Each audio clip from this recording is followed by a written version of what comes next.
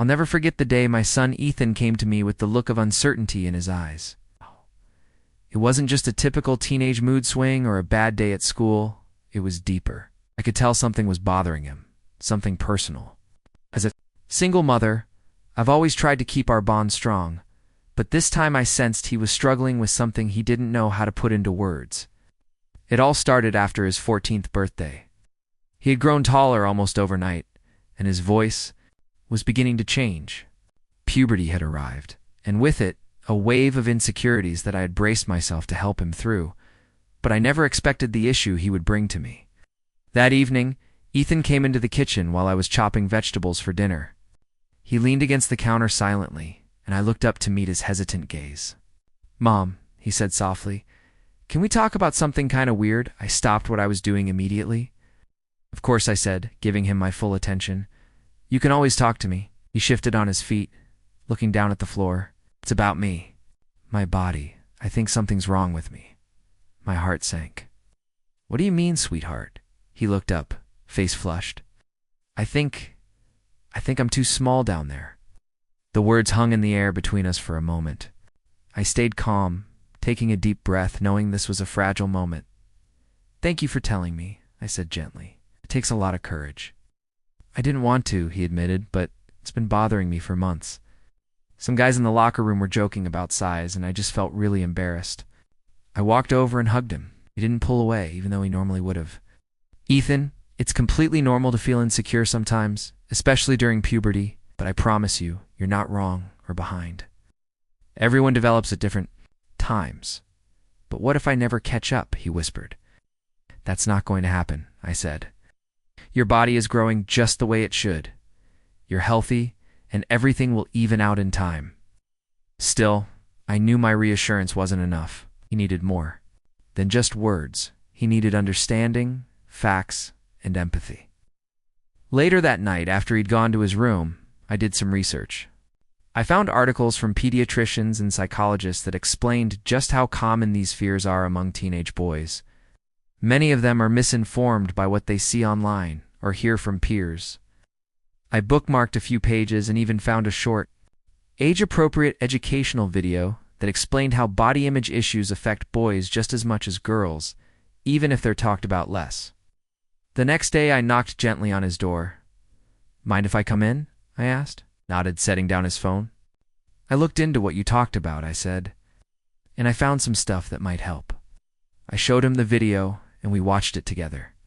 It featured a young doctor explaining that male body parts vary widely in size and that media portrayals often give boys a skewed perception of what's normal. It also talked about how emotional maturity, kindness, intelligence, and confidence were the real qualities that matter, not anatomy. Ethan was quiet at first, but I saw a shift in his expression. "So I'm not weird." "Not at all." I said, "You're perfectly normal, and more importantly, you're a good person. That's what people are going to care about in the long run." That weekend, I arranged a visit to our family doctor, Dr. Mitchell, someone Ethan trusted. During the checkup, I let them have some private time to talk. Afterward, Ethan told me the doctor had said the same things I had. But it meant a lot to hear it from a professional. Dr. Mitchell had even shared stories of other boys who came in with the same concern, which helped Ethan realize he wasn't alone. Things didn't change overnight, but little by little, I saw his confidence return. He started playing basketball again, a sport he'd recently abandoned out of self-consciousness. He laughed more. He started focusing on his strengths, his artistic talent, his ability to make people smile, his clever way with words. One day, about 2 months later, I was driving him to school when he turned to me and said, "Thanks for not laughing at me. Mom, I was so scared you'd think I was being silly." "You're never silly for having feelings," I said, "and I'll always be here to listen." We reached the school parking lot, and as he grabbed his backpack, I noticed something different in his posture. He walked a little taller with more confidence. In his step, my heart swelled with pride. That afternoon, I reflected on how hard it must be for boys like Ethan. Society doesn't always give them space to talk about their insecurities. There's an assumption that only girls struggle with body image issues, but boys suffer too. They just don't always know how to express it. That night, I wrote in my journal, "Today my son taught me something. It reminded me that even our strongest loved ones can feel weak sometimes. But with love, patience, and a listening ear, we can help them find their way back to strength." I knew our journey wasn't over. There would be other worries, other phases, other heart-to-hearts, but that moment, when he trusted me enough to be vulnerable, was one I would cherish forever. In the months that followed, Ethan continued to grow, not just physically, but emotionally. He joined the art club at school and even submitted one of his sketches to a student competition and won second place. I could see the self-doubt fading, replaced by the quiet confidence of a boy beginning to believe in himself again.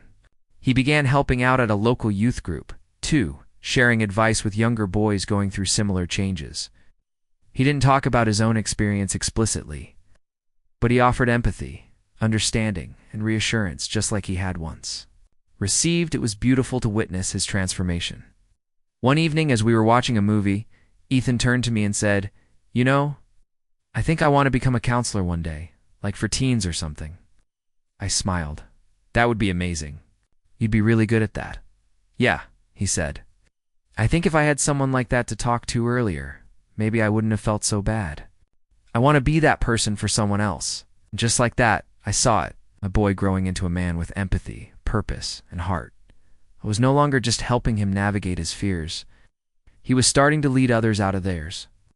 In a world where boys are often told to be tough and silent, Ethan had found strength in speaking up, and I had found the joy of listening without judgment.